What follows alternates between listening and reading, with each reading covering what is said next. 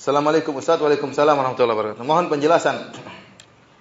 Apakah setiap orang mempunyai takdir lebih dari satu? Maksudnya jika si fulan sering silaturahmi maka takdirnya umurnya panjang. Namun bila si fulan tidak silaturahmi maka umurnya tidak panjang.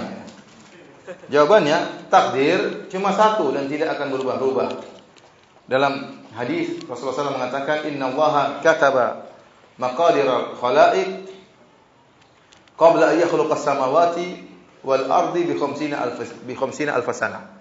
Kata Nabi SAW, sungguhnya Allah telah menuliskan takdir seluruh makhluk 50.000 tahun sebelum Allah menciptakan langit dan bumi. Ya, jadi dalam hadis yang lain kata Rasulullah SAW, rufi'atil aqlam wa jaffatis suhuf. Pena-pena yang ditugaskan untuk mencatat takdir sudah diangkat dan lembaran-lembaran sudah kering, artinya sudah tidak akan berubah. Jadi takdir tidak akan pernah berubah. Itulah yang sudah ada, dan itu takdir tersebut Allah tulis dalam Lauhil Mahfuz. Takdir yang tidak akan berubah itu Allah tulis dalam Lauhil Mahfuz. Jadi tidak berubah di Lauhil Mahfuz. Sementara takdir yang ada di catatan malaikat itu bisa berubah.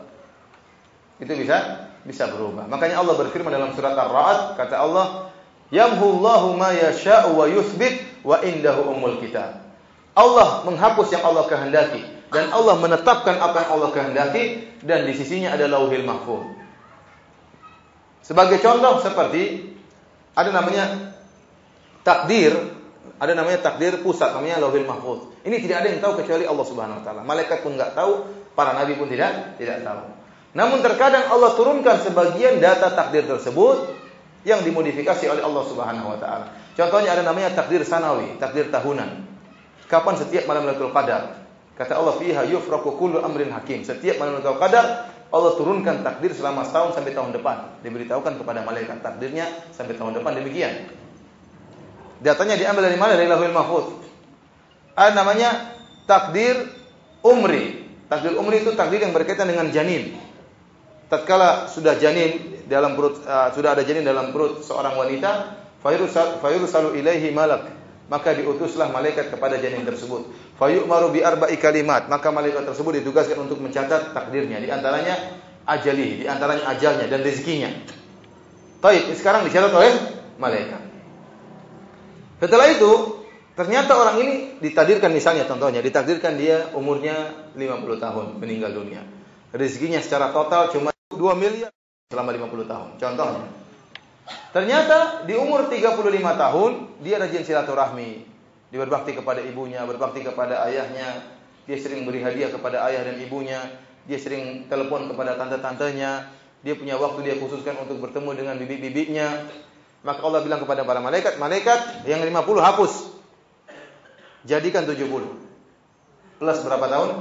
20 tahun. Itu 2 miliar hapus. Jadikan 70 miliar.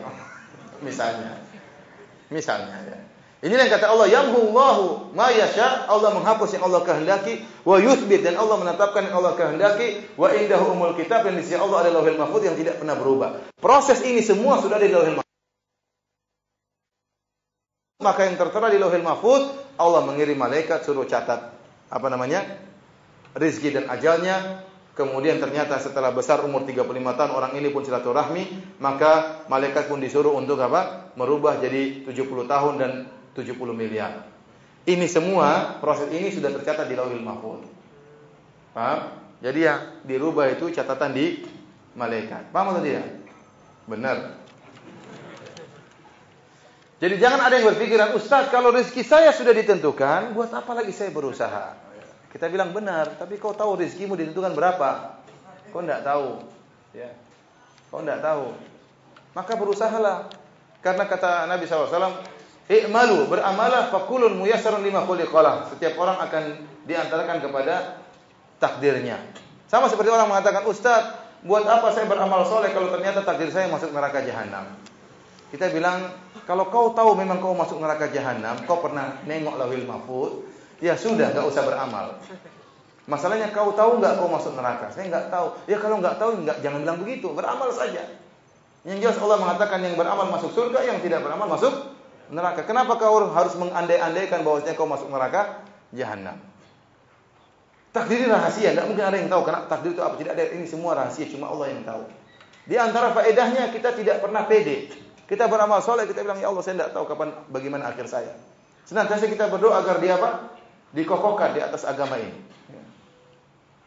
Karena kita tidak tahu bagaimana takdir kita. Seandainya ditakdirkan, kita tahu saya masuk surga. Sejak awal sudah pede. Antum kira-kira kalau dikasih tahu ada yang bilang, ini lauhil mahfuz, ente masuk surga. Bidadarinya 72. Sejak awal bangga terus, sombong. Enggak jadi, dihapus neraka jahanam. Mereka kita katakan, di antara hikmahnya Allah tidak mengungkapkan takdir tersebut. Ini rahasia Allah agar seorang tidak ujub dan senantiasa meminta kepada Allah Subhanahu wa taala.